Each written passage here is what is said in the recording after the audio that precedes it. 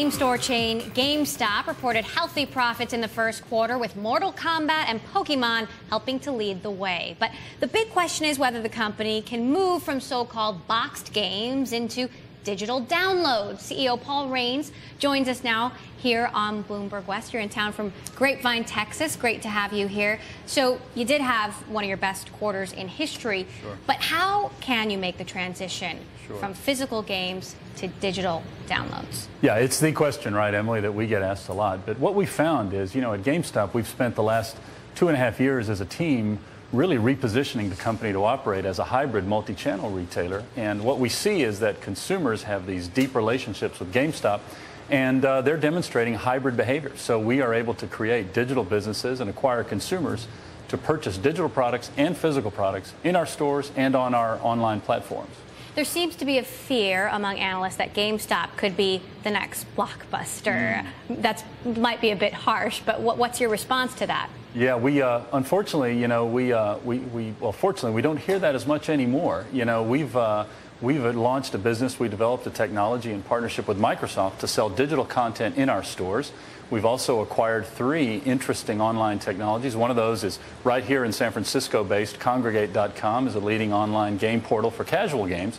We've also acquired a PC download engine called Impulse, and you can see their technology at impulsedriven.com, which we will be integrating with our website. And lastly, we acquired a patented console streaming company called Spawn Labs in Austin, Texas, and we're working on building out a streaming service for our customers. So we don't hear the comparisons to the old brick and mortar world. Today, I think more, Emily, it's about the chronology of how fast can we migrate and take that consumer into the digital space. Paul, what's the value of the leases for your company, and how do you arrive at that value? The value of our leases, I don't have that number with me. It's disclosed in our financial reports. But I think one of the things about our real estate is it's the most flexible real estate portfolio because we renew about 20% of our leases every year. This year, we've disclosed that we will have net zero square footage increase. As we see an increase in digital businesses, consumers don't require as much square footage, at least in our U.S. stores, to drive that digital business. So the real estate situation for us is a very interesting one as we migrate that consumer to the digital side. Yeah, sorry, man, I didn't mean to play stump the band. I guess I also wonder, when you look at the value of real estate, does that mean your leases are turning over every 5 years? And does that mean that maybe the great deals that were signed a couple of years ago are going to be going away sometime soon? Not really, Corey. We renew about 20% of the portfolio, and the average term is a little over 2.5 years right now. We've got a very attractive portfolio in that we're now learning how to consolidate and transfer our stores as we close mall stores maybe that are aging and move them into strip stores that are adjacent using our loyalty program and our customer data. So we like the productivity of our real estate portfolio. The former CEO just sold about 50% of his stake, 200,000 shares.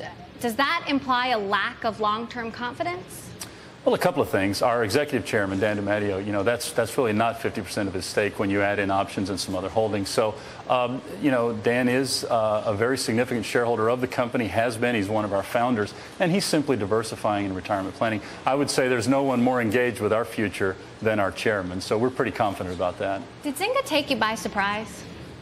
Did Zynga take us in their growth by surprise? Yeah. I think the growth of social media probably took everyone by surprise. I think what we're seeing today, though, is a lot of the growth in gaming is moving on to open platforms and out of some of the social networks due to the costs increasing there. For example, our casual platform, Kongregate, we're seeing a lot of developers who are former social game developers who are looking to develop for other platforms that will be more productive for them. All right, Paul Raines, great to have you here. Thank you so much for flying all the way to San Francisco to chat with us. Very interesting to see how your strategy at GameStop will work out. Now,